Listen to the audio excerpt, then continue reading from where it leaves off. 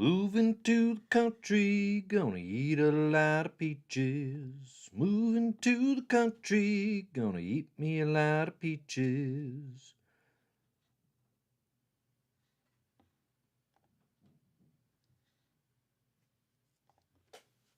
Hello, hello, hello. Welcome to Comic Book Herald Live. Hey, everybody, I'm Dave Ewing, founder and editor-in-chief of comicbookherald.com. Today, we are going to talk Ultimate X-Men #1. What is going on in Marvel's Ultimate Universe? What is going on in Ultimate X-Men? What is Peach Momoko doing here? What else is exciting and good in the world of comics? Now, we are in a new month. It is March 2024, as many of you may not be aware. I did publish my favorite graphic novels and reads over on CBH and in the CBH newsletter of February 2024. We may go through that on this live stream, depending on what kind of questions and things you have. But I wasn't here last week, so we got a little catching up to do. We got to talk Resurrection of Magneto. We got to talk Immortal Thor, talk the whole Al Ewing Marvel Comics landscape, and of course, Ultimate X-Men #1, as well as any interesting news and developments that may be coming up. Maybe next week we do the official rundown of the February faves. And again, you can find all those on comicbookherald.com, publishing every month my favorite graphic novels and collections released each month, which is my favorite thing I'm doing because it keeps me super attuned to new stuff, to exploring new comics, which is like always my favorite thing. Like my favorite things right now are like my kids getting obsessed with Dogman.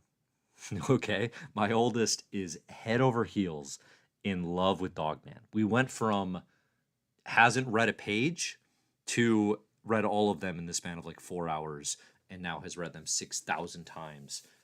We are a full-on Dogman household. I am open. Here's your challenge for today, fellow parents or just fellow lovers of comics for kids. What are your recommendations for kids comics in the vein of Dogman? There's like a 95% chance, the Comic Book Herald just becomes full-on Comic Dad Herald. I think we're gonna have a little Daddy Dave care going on, and it's starting with Dogman. Oh my, good grief, these are popular. Good God! So listen, if you're not here for kids comics conversation, it's not looking good for you. It's not looking great. But okay, if you got Dogman Rex, get him in here for the kids. But yeah, we're going to talk Ultimate X-Men. We're going to talk Resurrection of Magneto, talk about what's going on. Marvel announced that X-Men #35, which comes out in June, will be the final issue of the entire Krakoa era. They're putting a bow on it. And they are also doubling it as Uncanny X-Men #700. Now, I actually like a lot Marvel's approach of, okay, if we're going to reboot and renumber all the time, let's just also include the legacy numbering, right? I think for old heads and for just people who've been around for a long time, like the history and the nature of keeping these properties going for decades now is one of the hooks of ongoing narratives in the Marvel Comics universe. So the legacy numbering, getting past an issue 500, hitting an Uncanny X-Men #700, that's cool. That's unique, right? And obviously for Marvel and DC, they're like, yeah, and that's also a huge sales opportunity, right? So like the cynical corporate side of things is like, it's a moneymaker, which, okay, great, do that. But just from like a fan perspective, I like legacy numbering. I do.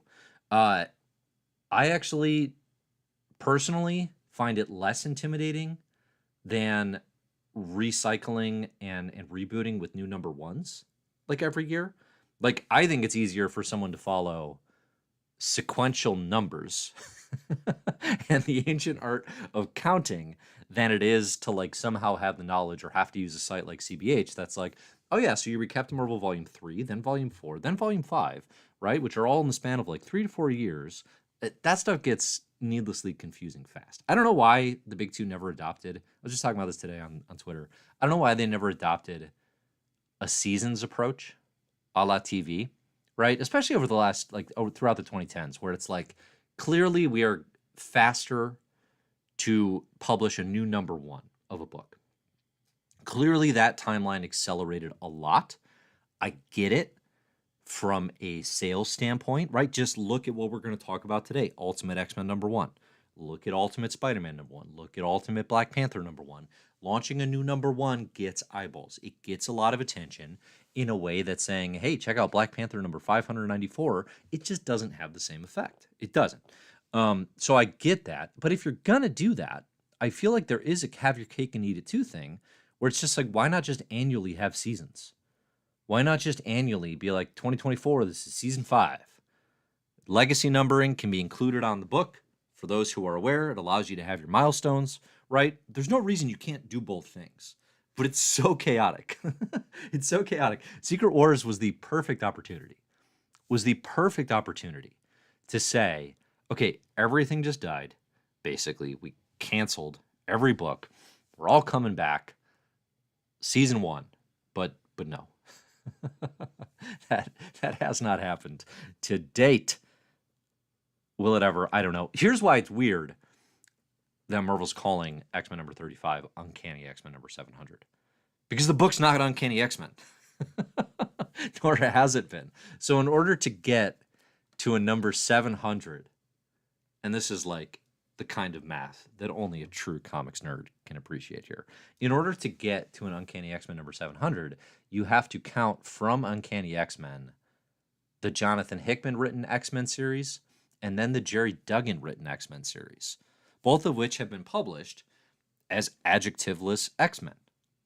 Does this seem like the kind of inside nerd minutia that does not matter? Yeah, absolutely. Like it's the least important thing that I'm kind of bothered about today.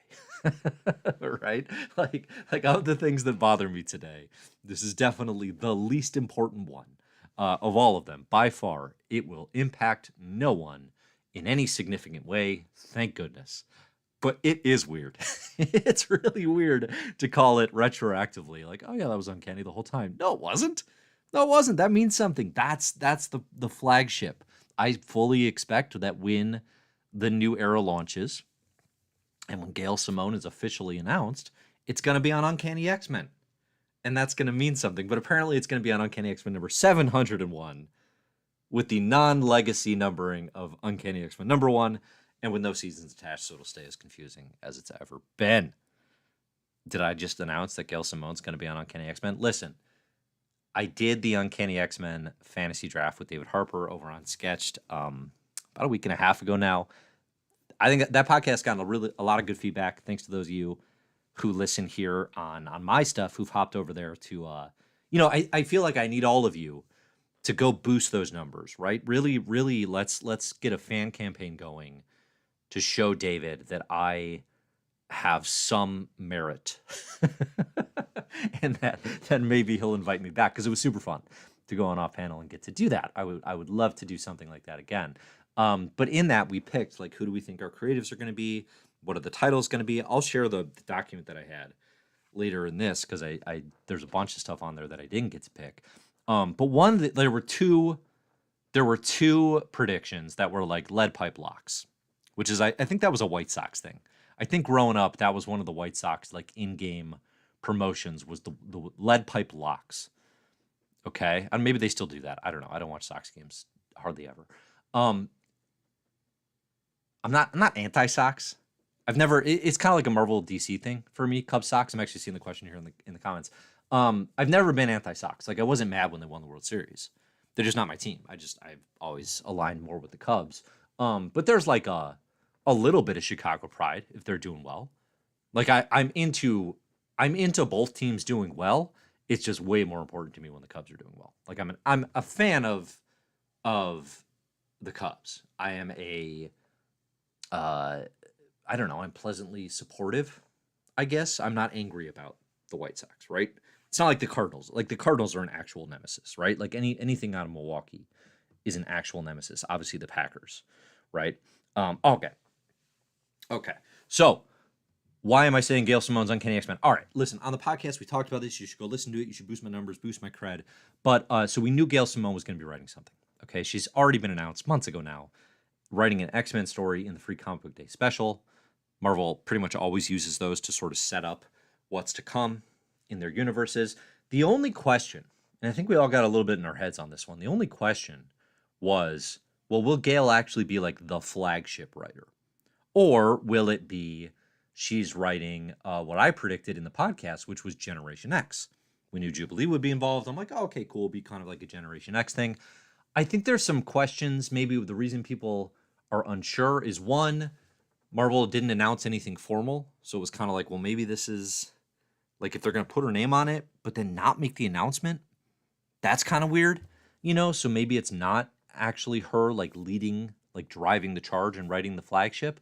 But what was released today is the announcement of this X-Men 35 being the final Krakoa issue. That one of the writers involved is Gail Simone. And all right, we got her writing a free Comic Day special. We got her writing a story in the final Krakoa era X-Men book in June. Lock it in. Lock it in. Gail Simone's writing X-Men. She's writing Uncanny X-Men. I think she's going to be the head.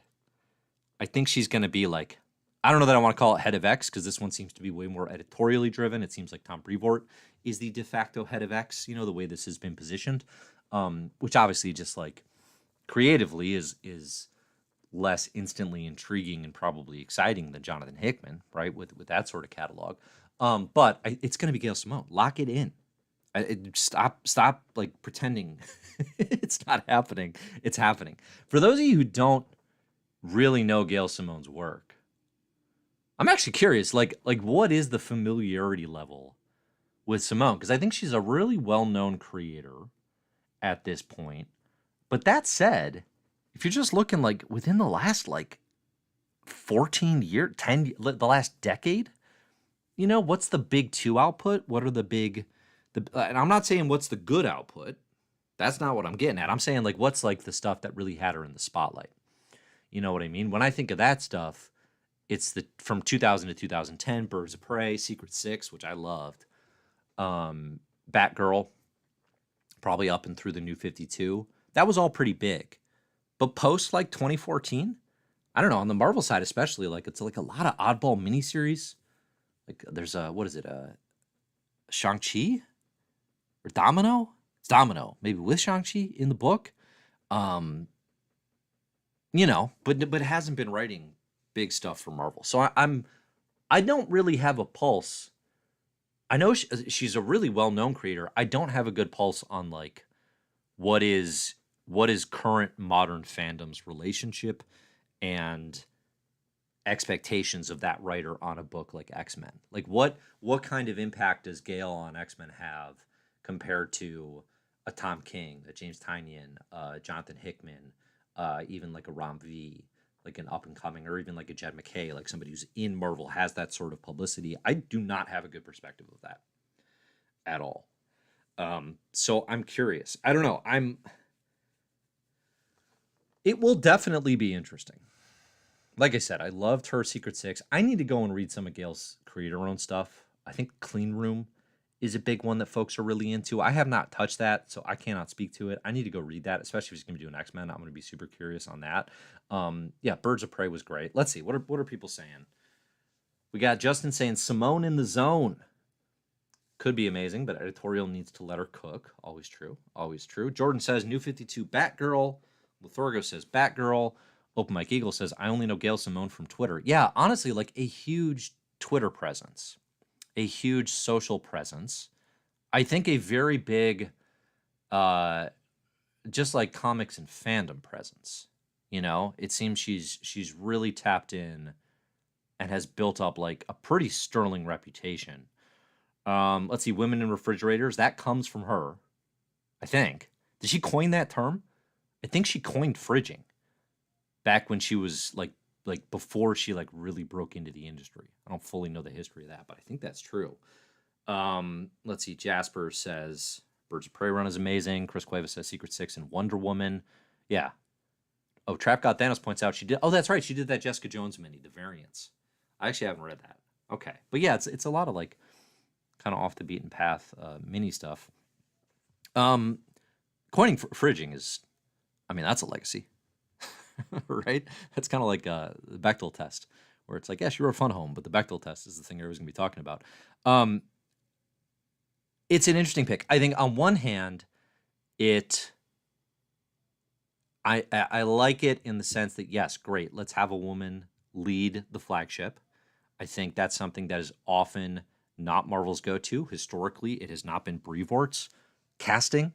Within the last decade, what do we got? We got Dan Slott on Fantastic Four. We got Ryan North on Fantastic Four. We got Jason Aaron, Jed McKay on Avengers. Before that, Hickman. Before that, Bendis. Right? That's not something he's really done. Now, artistically, maybe a little bit. You got Sarah Pichelli on Fantastic Four with Dan Slott, but she only lasted like 2 or 3 issues, and what the heck happened there? But I think that's good, right? Let's allow for that perspective. And Gail Simone obviously has an incredible resume. Give her some room, right? Like Justin said, let her cook. On the other hand, it does not capture a feeling of freshness. It does not capture a feeling of being tapped into the now.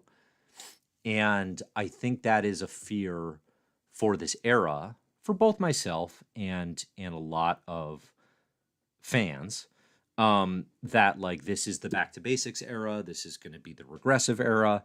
A lot of that is like the assumptions are way overblown.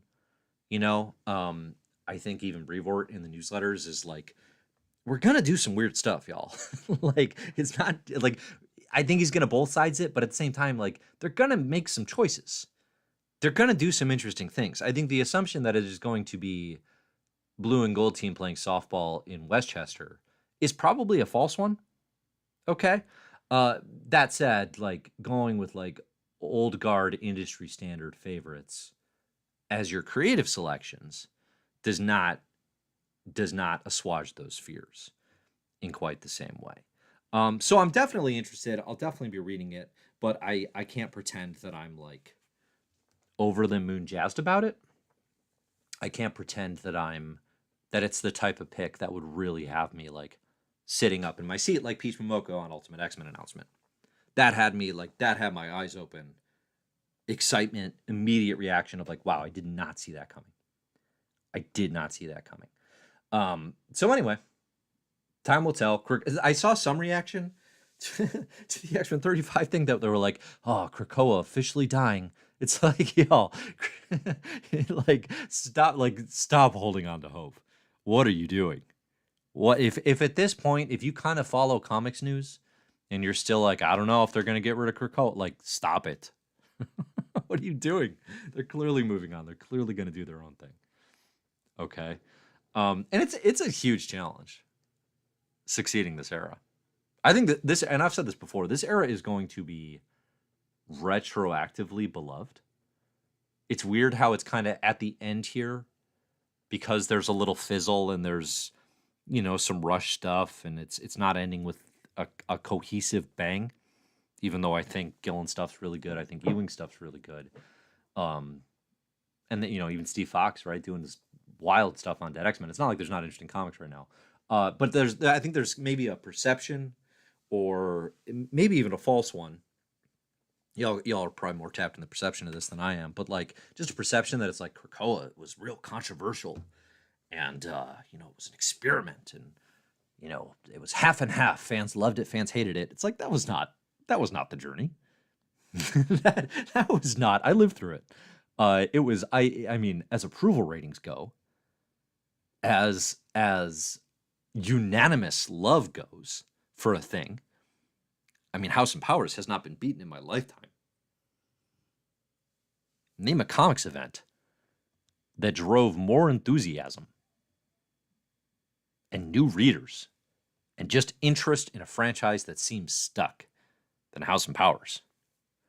I don't think he can do it. Okay, so this perception like, oh, so controversial. It's like, that feels overblown. But anyway, it's going to be a challenge to succeed it. I think it's going to be Gail Simone. Man, it would be a real impressive head fake if it wasn't. Like it would actually be pretty funny if they were like, yeah, and she's not involved. Just read the Free Comic Day thing and has a little story in X-Men 35, aka Uncanny X-Men number 700. Well, I'm gonna lose sleep over that. That numbering is insane. Anyway, but no, she's not involved. Like that'd be like the ball's right here. It's like half out of her hands, Look at this form. Come on, you know I play. Look at that form. All right, the ball's halfway out of her hands, and the ref's like, "What, Kevin? You cannot shot fake a free throw. What are you doing?" That's what Marvel will be doing if Gail Simone.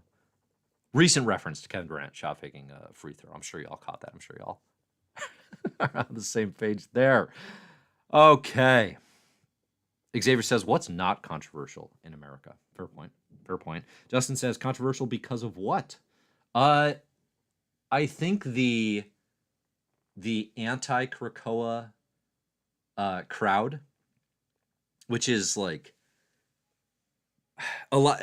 It's a combination of the grifting hate machine. So throw that out, and then it's like the fans who are like, "This is not X-Men anymore," which is a little more debatable. At least it's a little more of a conversation in the sense of like you have a fandom that is like, I really like when the X-Men are trying to establish peace and mutant human relations, and they view Krakoa as this like isolationist separatist movement that is at odds with what they view the purpose of X-Men to be.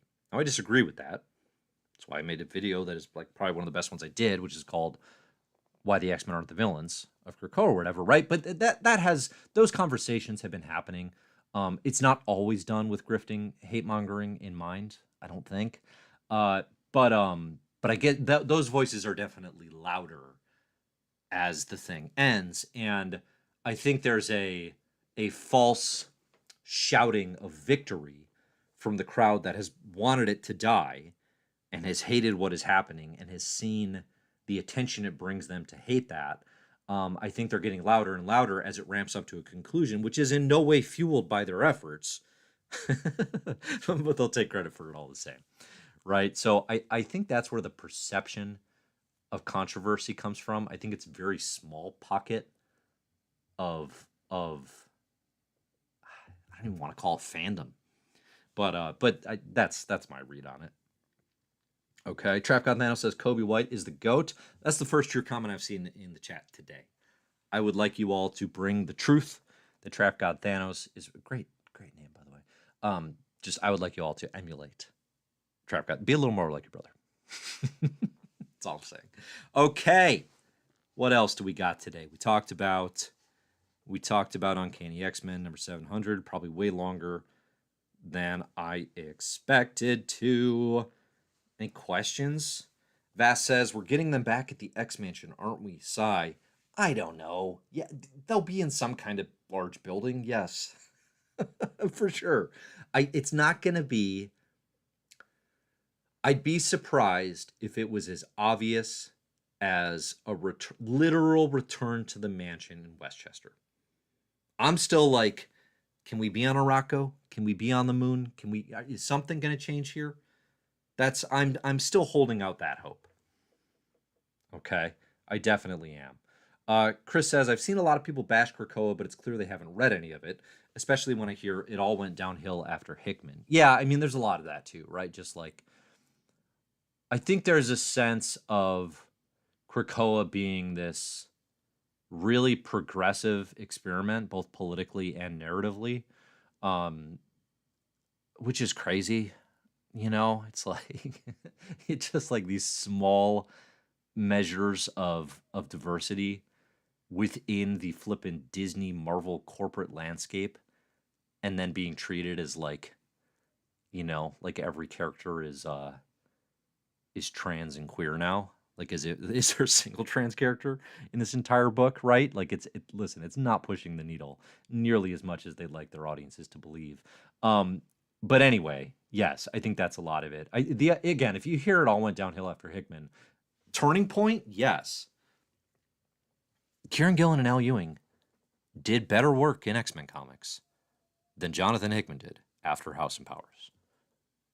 I don't even think that's controversial. Okay? Could you throw anyone else into that mix? I want to say Victor Laval, but that's, it's kind of a cheat, just some minis. But I genuinely think that. I think Gillen and Ewing wrote better ongoings than Hickman did in the X-Men universe before Hickman bailed. Whatever happened there. I think really we know what happened there. I would love the oral history of that, just to like put the kibosh on all the salacious attitude of it. It is wild. I was listening to so I went back. This is recent. This is in like last week and a half.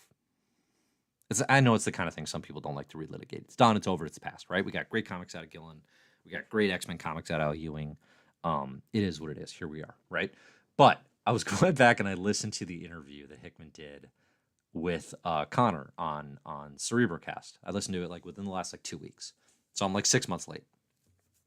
It is fascinating, the transparency and the insight he gives into like confirming, for example, that like, yeah, Brian Hill did not get the memo about Fallen Angels. It was super unfair to him. And that was something I was positing as we were criticizing it in the moment. It was like, it feels like this guy didn't get the memo. And he literally didn't. He wasn't a part of the meetings. And it's like that kind of behind the scenes stuff I always find super fascinating, because obviously it shapes kind of how you view the work.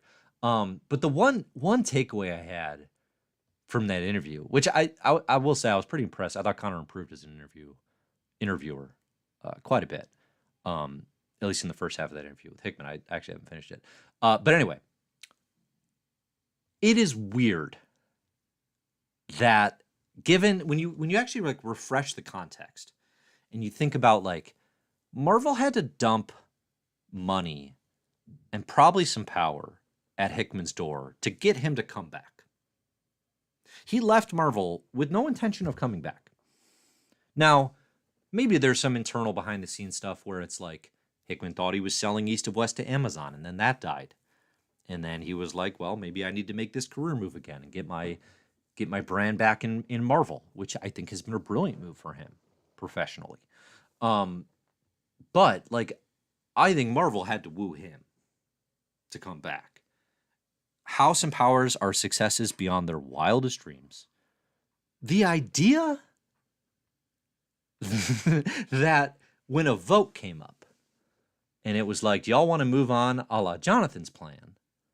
Or do you want to stay in Krakoa? I don't know. At the time, I was very willing to accept that, like, well, Hickman's a team player, and it's clear everybody kind of wants to stay, and he doesn't want to do that. But he's a real team player. This is the team he assembled. You can hear a real love in his voice when he's talking about working with this crew in this way, which feels authentic, right? He wasn't going to disrupt that. That all makes sense. But if I'm Jordan White or C.B. Cebulski or who's the president? Buckley? Dan Buckley. That shouldn't even get to a vote. It shouldn't. Like an executive decision somewhere should have been like, hey, you know what we need for this to keep blowing everybody's doors off? We need Jonathan in the room. And maybe Hickman then is the one who's like, well, no, everybody doesn't want to do that. I'm walking. And it's his decision. It's his personal choice, which is fine. Right? But it's so wild to me that they kind of let that happen. I don't think editorial forced him out. I don't believe any of that conspiracy nonsense. I kind of don't even think there's probably like super bad blood, frankly.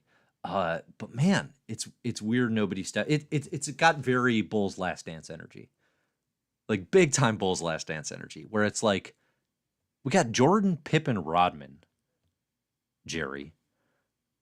We could probably win another title, and it's not going to be with Tim Floyd and Ron Artest. Y'all know what I'm saying? Anyway, that was going through my head listening to that again. It's a good interview. Highly recommend it. Okay. Any final questions before we start talking the comics today? Justin says, Ewing absolutely wrote a better ongoing X-Men than Hickman. Yes, no question.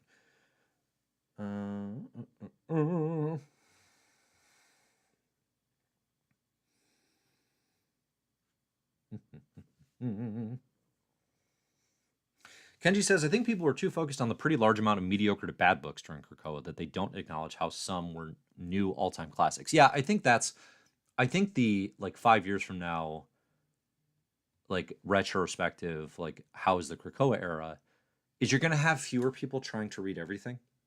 It's also going to be a lot easier to read everything. You're not going to have to go to your LCS and buy 15 books. It's just all going to be on Marvel Unlimited, and you can pick and choose. But it's going to be a lot easier just to be like, what's the cream of the crop, right? And just to be like, oh man, I'm just doing Immortal X-Men and X-Men Red. It's gonna feel awesome. Like, I look at this in context of what's around it in terms of X-Men comics. Readers in the future are going to be like, hey, I think I like this X-Men thing. What should I read? And the answers are going to be Claremont, Morrison, Krakoa. That's it. That's where they're going to be sent. I'm going to be sending them there.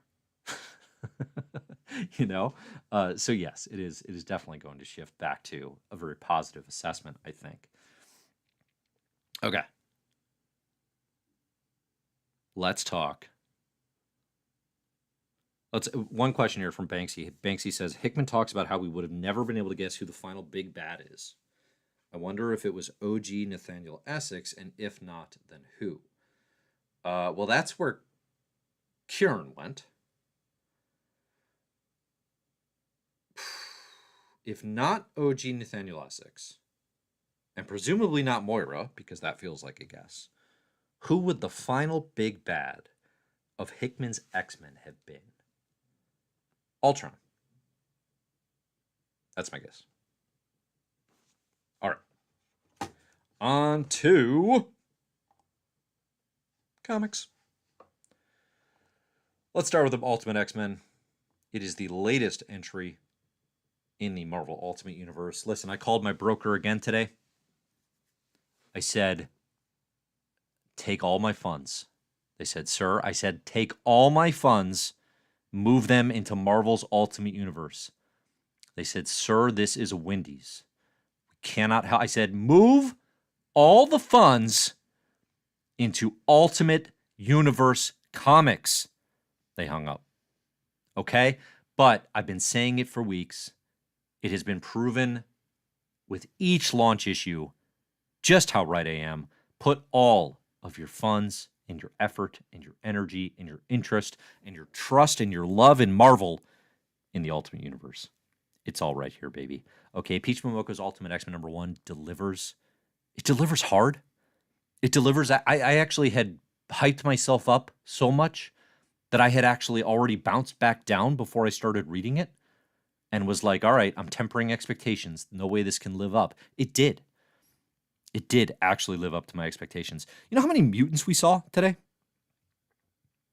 Arguably one. That's hilarious for an Ultimate X-Men #1. Ultimate Spider-Man, Ultimate Black Panther. They are satisfying itches that longtime fans have had. Ultimate X-Men is actually doing something new. Or at least it feels that way right now. Certainly the vision of it all. It's the first time in the last decade that you could have handed me a Marvel comic, but like if I hadn't seen the cover, right, and I didn't know anything, and they were like, yeah, it's a new graphic novel from, like a publisher that's known for great cartoonist, like creator-driven work, right? They were like Drawn Quarterly or First Second, or who's another, even like Scholastics, like graphics, right? There's kind of that all ages feel. I would have believed you. I haven't had that experience with a Marvel comic in ages. Ultimate X-Men #1 is excellent. It is exactly what I've been talking about when I'm looking for unencumbered creative identities in Marvel. I want to have books that feel like they are driven by creative vision and are allowed to move at their own whims. And Ultimate X-Men really feels like that. It is also going to be confusing as hell for most readers, right? Myself included, in a lot of ways, right? You see Ultimate X-Men #1 just as like, and you don't know a thing about Peach Momoko, and you haven't been sitting waiting around for this, and you pick up this book, and you're like, where the hell is Wolverine, Cyclops, Jean, Professor, Magneto? What is this? Hisako Ichiki? Who? Armor? I think I have her in Marvel Snap. That's who the main is? Right? If you haven't been waiting on this, like, what a choice. What a choice. This is like the deep cut, idiosyncratic spin-off. It's like a Hellions, right? This little like idea that could, except it's Ultimate X-Men. It's the one. Wild. The confidence to let Peach Momoko do this. I love it.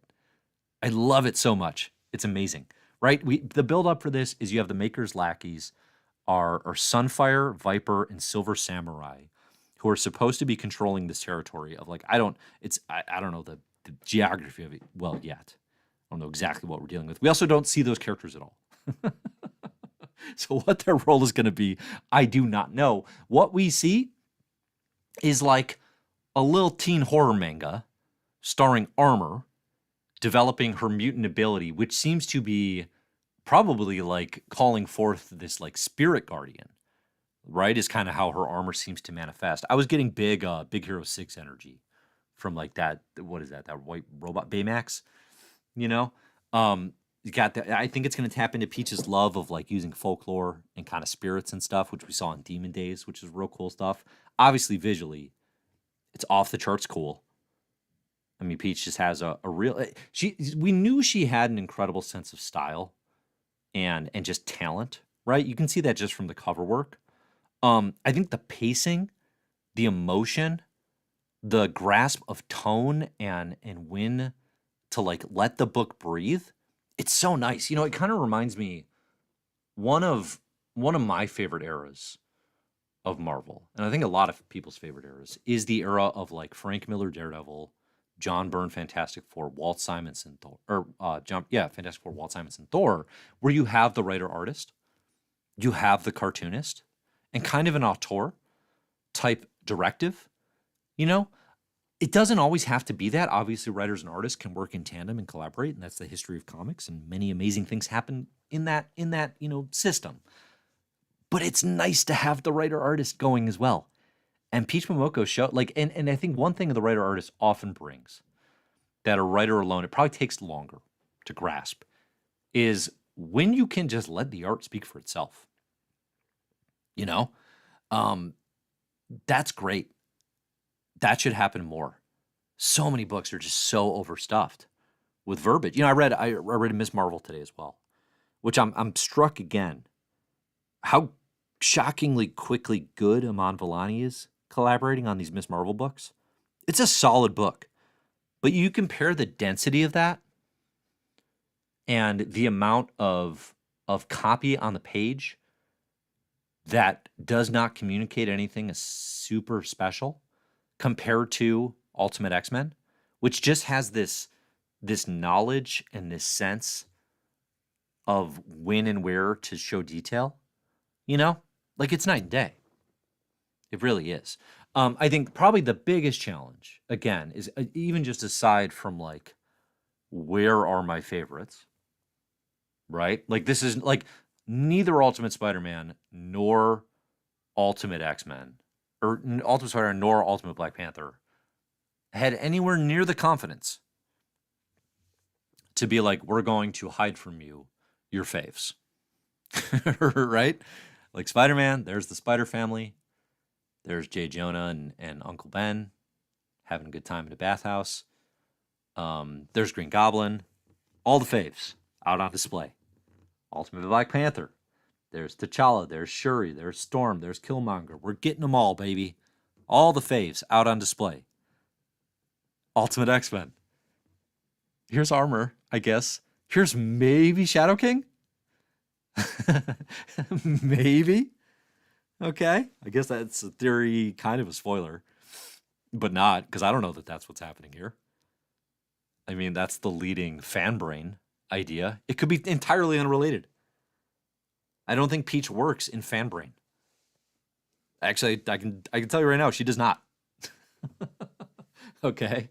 So it's entirely possible that Shadow, that everybody's ooh, could that be Shadow King? Entirely possible it's something entirely new. Because Ultimate X-Men could actually be new. It could actually be different.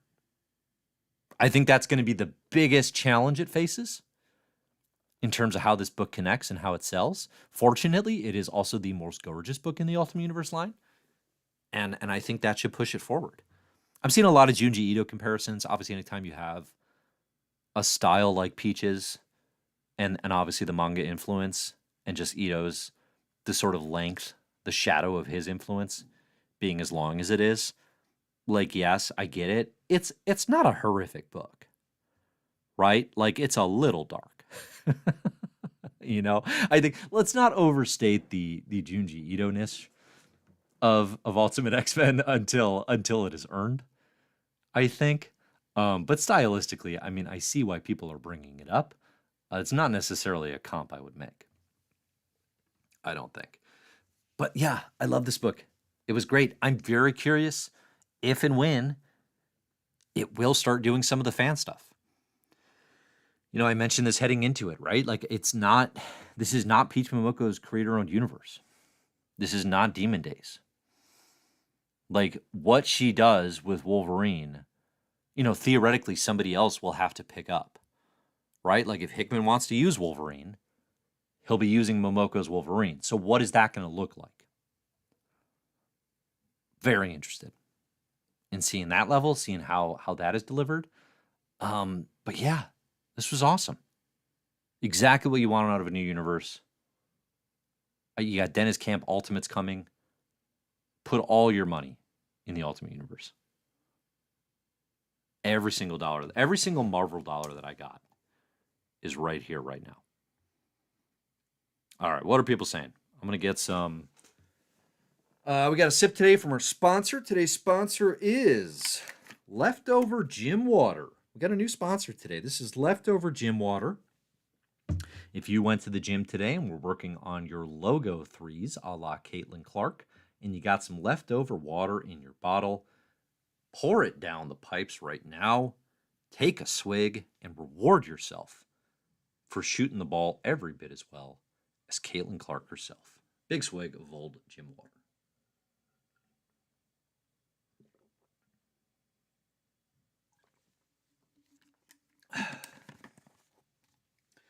Let's see, we got on the question of who was Hickman's ultimate big bad. We got a few votes for Doug. That's a good twist. That would have been good. We got a few secondings of Ultron. We got Professor X still in play. Few Professor X's. Yeah, that one's still in play. Okay. Timothy says Ultron versus Nimrod. Who would win? Depends whose version of these characters we're talking about. House Powers Nimrod wins. Any other Nimrod in the history of Marvel Comics loses badly and frankly easily. What do we got? Banksy says, glad I read the Demon Day stuff so it didn't feel too crazy of a change to me. That's interesting. Yeah, it's a great time to go in. I mean, all those issues are Marvel Limited. Check out the Demon Day stuff. Because it also has that sort of off-putting, like that thing that knocks your fan brain a little bit to the left, where it's inversions. It's almost what-ify. It's almost like Neil Gaiman's 1602, right? But even more flexible with character identity and like the concept of, a Venom or whatever, right? But yeah, that definitely sets the tone for, I think, not only what Ultimate X-Men is going to look like, but kind of how it's going to feel creatively. Most people seem to be digging Ultimate X-Men, which is good. Glad you're all on the same page. Let's see, we got a super chat from Really Rick. Said, take this money, man. Keep talking about these books. Thank you, Rick. Very appreciated. I will do that in your honor. Thank you very much. Let's see. We've got a lot of Shadow King. Does anyone think it's anything other than Shadow King? Aside from a new thing. Like, my votes are Shadow King or new thing. I don't have an alternate X concept that I'm, like, anticipating here. I don't know if anybody else does. Let's see. All right. Other book that came out last week. Wait, did anything else come out today that we want to talk about? I mentioned Miss Marvel. My main Miss Marvel takeaway was Iman Vellani's pretty good at this. And with the creative team, seems to understand Miss Marvel in positive ways. I think the book is, like, solid. It did kind of, to me, it calls attention to some of the oddness of mutant-defying Kamala, you know? Like making her this feared and hated character feels... I don't know that it's working. I guess. Is my thing. Like, I don't know that Kamala as a mutant... It still feels off. It still feels awkward, I guess is my main takeaway. Right? Like, it's not a great fit. It's kind of like Dame on the Bucks. It's like, we know the talent's there, but something's off here. Something doesn't feel like it used to. You know? All right. Getting your thoughts. Getting your questions.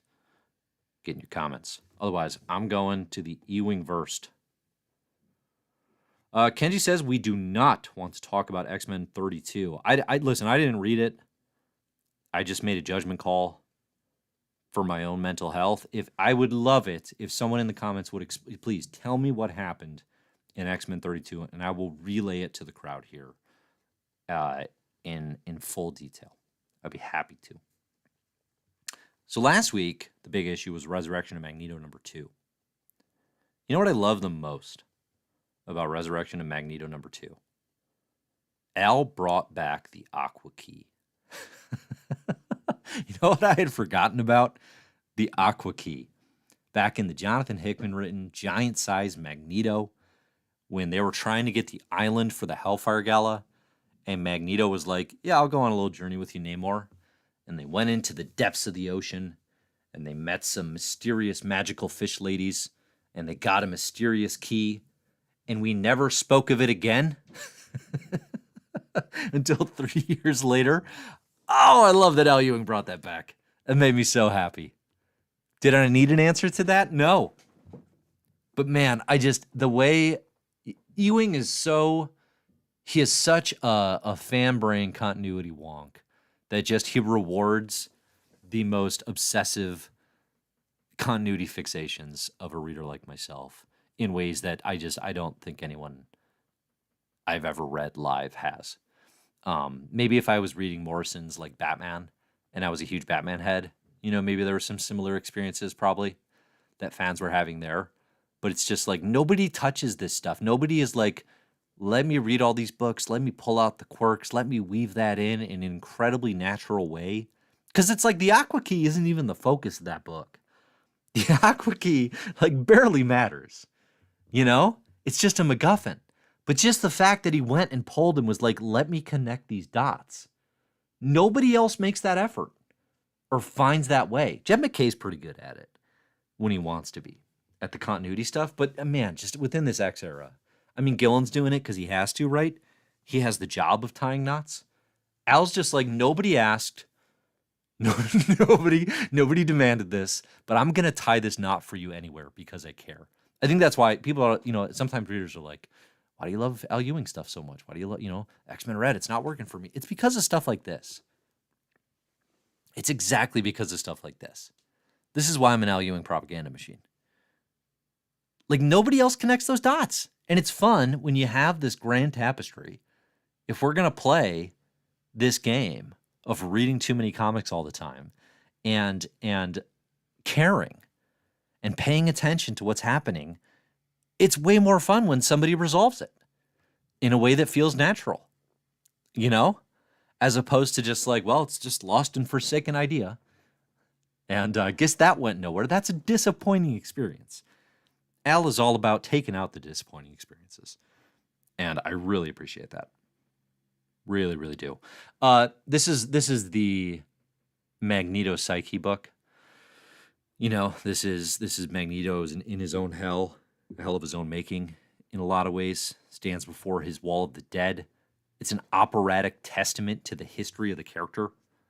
Talk about pulling from continuity, right? This is a deep dive on the history of Magneto, all the people he's killed throughout Marvel Comics history. Talks here about, first off, it's a great character study. Really good interaction between Storm and Magneto, as you'd expect. There's also a feeling here, and maybe this was meant to be more direct than I even read it as, of like, this is the official doing away with Resurrection book. Because when Magneto uses the Aqua Key and gets out of this hell, there's some line to the effect of like, the cost will be removing resurrection. And I think that's something that I've kind of not been necessarily managing the logistics on, right? Or thinking too much about, because it's like, well, Krakoa is going to go away, so you kind of expect resurrection's going to be gone as well. But I think this is going to be sort of the in-story and continuity rationale for like, yeah, we can't resurrect anymore. Like mutant life is going to become fragile again. You know? That, I don't know. Did you all read it that way? Did you all read it like that's definitely what's happening here, that we're doing away with resurrection? And then you want to talk about Shadow King drops. Issue number 2 ends with an actual hardcore Shadow King drop. I didn't see that coming. Storm. Long relationship.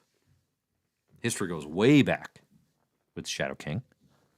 Tail end of the Claremont era, before the Jim Lee stuff takes over. And you got Shadow King in the book. Looking awesome, might I add. I thought, is it Luciano Vecchio did this one? I thought the art was great in Resurrection Magneto. This is a fantastic comic. It is nice to have Resurrection of Magneto and Rise of Powers on the books as Krakoa hits its ending. It's a nice thing to have those books. Let's see. Seeing a lot of confirmation that Al Ewing is the continuity key. Cousin Marcus says Cassandra Nova as the possible Hickman big bad, I take it. That would have been of a piece with the Morrison affinity, certainly. What is the status of Cassandra post Marauders? Was she like left in the past? In the Steve Orlando Marauder stuff? Is that what happened? Could be. Jasper says, could Mojo be the big bad in Ultimate X-Men? Oh, I hope not. I don't think I've ever been reading an X-Men story and thought, oh good, Mojo's here. I am not feeling that. Immortal Thor number 7 came out last week as well. This book stays good. If this is definitely one where, listen, it's got comics within comics. There's some real weird meta stuff going on where Loki and Thor are sort of reliving their older adventures on their journeys to understand the Utgards. You've got Enchantress manipulating ownership of these Thor stories. There's some meta commentary that I'm just inherently fascinated by. But it's also like, if I didn't trust Al Ewing a lot, we're 7 issues in, and I can't put my finger on what game he's playing exactly. I mean, like we're pretty deep into Immortal Thor, and I'm like, what exactly are we doing here? Am I just not getting it yet? Because it's not enough to me to just like relive these stories and kind of Norse mythology yet. Like at some point we got to deliver here on what is the Enchantress doing with Dario Agger and Executioner? Like, what is the impact of this? What's actually happening here? I thought we'd be getting a little closer to answers by this issue, honestly, by issue number 7. And it doesn't feel like we are yet. So, I mean, listen, I'm still curious. I'm enjoying the experience. The book looks nice. But I need a clue sooner than later. Before I turn on it. I think. I need something. Because right now I'm like, what? What are you doing, Al? Where are we going? I don't get it yet. That's okay. But I want to know. I want to know. All right, what else? Dead X-Men number 2. Came out last week as well. Dead X-Men is a strange book. On paper, I love everything about Dead X-Men. We got a crew of literal dead X-Men who are traveling through Moira's lifelines, chasing a cybernetic Moira who's also traveling her lifelines, and they have no idea what the impact of potentially altering these lifelines could be. But it feels way too big and way too potentially impactful for what is a side quest in the grand scale of this very uneven event. Right? Like, this could be the event. Could be like, we have to go to all of Evil Moira's alternate timelines. But instead, it's like this odd hodgepodge crew. It's a real cool idea, but it's just kind of hard to understand, like, how, what? We're doing this, we're finally doing this, but now, like, on the side, off to the side? It's a strange book. You know? I love the idea of it. I just, it feels, the ambition feels like it's outsized for what it's actually going to be able to deliver. It's a pretty wild book, though. You know? That first issue is definitely worth checking out. If you haven't checked out the first issue, I highly recommend it, because it's, I mean, it is definitely the tie-in that has relevance. I mean, no question there.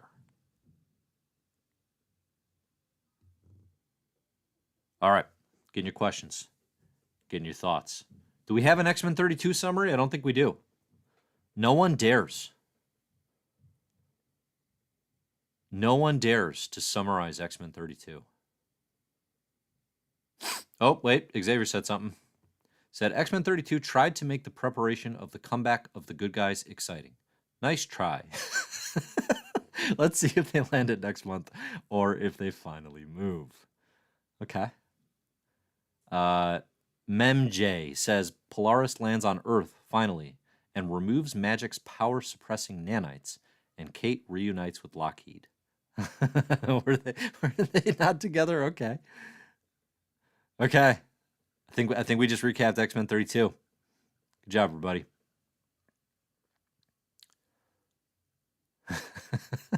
Yeah, like I said, Dead X-Men is the relevant tie-in to be considering. All right, get your final questions, get your final thoughts. Otherwise, I said I was going to show you all the sketch draft, but we've got like 2 seconds. I can't stay that much longer. I don't know that I've gotten any children's recommendations yet today either. Does that mean all of you are too young and I'm the only old dad in the group? Is that what's happening here? It makes sense that I'd have a lot of younger listeners, right? That you would all look up to me and be like, wow, this guy's so cool. Seems similarly young. I'd love to listen to him for extended periods of time. That connects. I can see that. When he talks about going to the gym and hoisting threes, I'm sure he's not wearing a knee brace. I'm sure he doesn't need 3 Advil before he goes every single time. He's definitely not taking extensive stretching breaks in between. It's probably I imagine these are the thoughts that all of you are having. Xavier says, "Give us the link."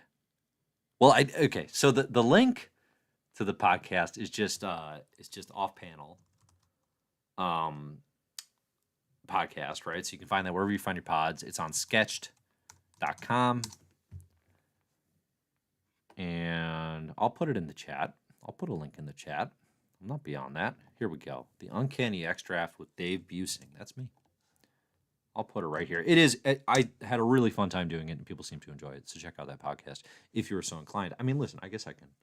We're here. We're all here. That's not what we want to see. We want to see this. The spreadsheet. I made a spreadsheet so that I could appropriately draft my X series and writers and artists and colorists and letterers and covers. Were the colorists and letterers and colors requested? No, they were not. Thank you for asking. Okay, everything in yellow, I think, is ultimately what I picked. It's what I got to pick.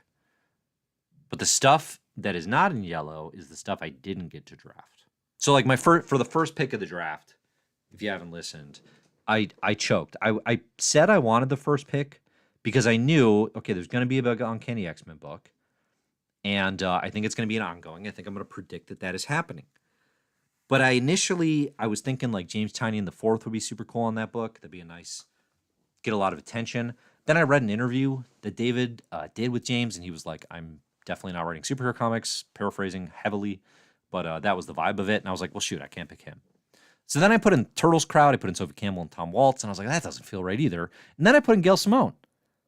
And in retrospect, given where we started this conversation, I should have just gone for it. But even then, I was like, I just don't. Is she really doing it? Really? That's how they announced it with this free comic book day thing? So I kind of choked, and then I just said, I'm going to go with the safest pick. So I went Scott Snyder and Greg Capullo on Wolverine. Because we know Greg Capullo is doing some sort of Wolverine thing. That's a lead pipe lock. So that's where I went with the first pick.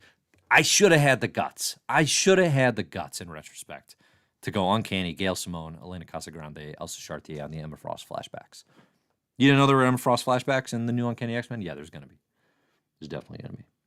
Okay, the book that I probably most wish I had picked that I didn't would be X-Men by Cody Ziegler and Sanford Green. I think that would be super cool. Ziegler's doing the Miles book right now for Marvel. I think is going to be writing the ongoing Deadpool. Was announced shortly after we did this draft. The fact that he's announced on Deadpool makes me think probably this isn't also happening. So, you know, in the sense of like I'm trying to get things right, that's probably a good thing. But I think that'd be a super cool book. Sanford Green is doing that Doctor Doom one shot with Hickman. Did Bear Root for a long time. Did a really cool Iron Fist book with Marvel. The more green we could get in the X office, the better off we'd be. The other book that I wish I had picked, and again, this is factored into two categories. There's the books that I want, and then there's the books that I think are going to happen. So listen, don't freak out when you're like, oh my gosh, he wants a John Byrne book and a Dan Slott, Humberto Ramos book. No, I just think those are in play. I think those are very much in play in the new Tom Brevoort administration. The wants that I didn't pick that I most would have liked, Storm by Stephanie Williams and Sloan Leong, I think would have been awesome. And Exiles by Hassan Otsman Elhau and Junie Ba would have rolled. But again, that's another one where Junie's now on he's doing like a Robbins book for DC Black Label, and what's the other one? Some Turtle stuff, probably. So I feel like that's probably not happening either. So there you go. There's the sneak peek behind the curtain of my in-depth draft board. This right here is the draft board that I had created so I could do the little old Uncanny X-Draft, which again was incredibly fun. All right, let's see. What thoughts do we have on this?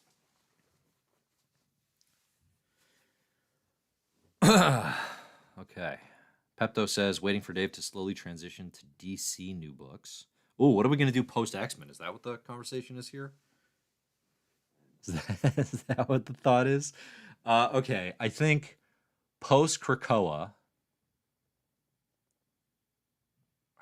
What are we going to talk about? I'm going to keep it a mystery. I'm going to keep going with the Ultimate Universe, assuming that stays super interesting. But then I probably just want to talk more about like good comics. So we will do that. Check out the episode that I did with David. Boost my stats, boost my numbers, make me look good. And, otherwise, thanks for listening. Appreciate you being here. Talk comics. This was fun. I will be back next week. Let's see, what do we got? I'll do my best of February for sure, because next week is an Immortal Thor number 8. It is an Ultimate Black Panther number 2. And it's Fall of House of X number 3. I'll be honest, I don't know that I'm going to read that. I might need you all to recap it for me in the comments, but we'll definitely talk about Ultimate Black Panther, Immortal Thor, and then we'll talk about the best comics that I've read recently. Thanks, everybody, for listening. See you next week. Enjoy the comics.